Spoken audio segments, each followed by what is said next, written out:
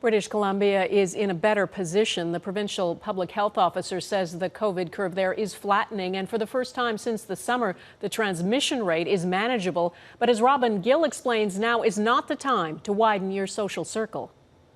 One of the worst outbreaks in British Columbia is on the second floor of Delta Hospital in a suburb of Vancouver. 18 patients and 17 staff members have tested positive.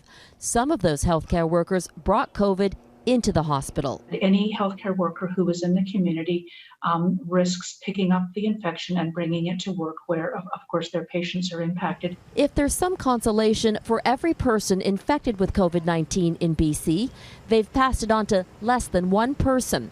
So there's no exponential exposure. According to the province's public health officer, that's a key factor right now. We're keeping our curve flat and low compared to many other places, but we are not out of the woods. Compared to other provinces, BC has a tighter rein on the virus. Take a look. Between September 21st and October 4th, BC's total cases were just under 1,500. Compare that to Ontario, which had over 7,500 cases in that two-week period.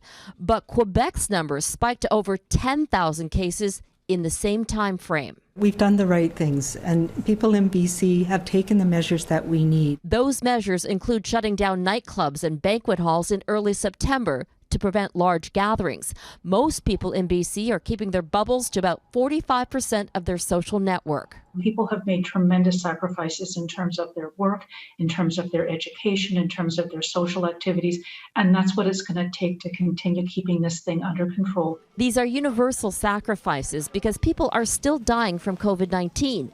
7 people with this horrific disease spent their last moments at Delta Hospital. Robin Gill, Global News, Vancouver.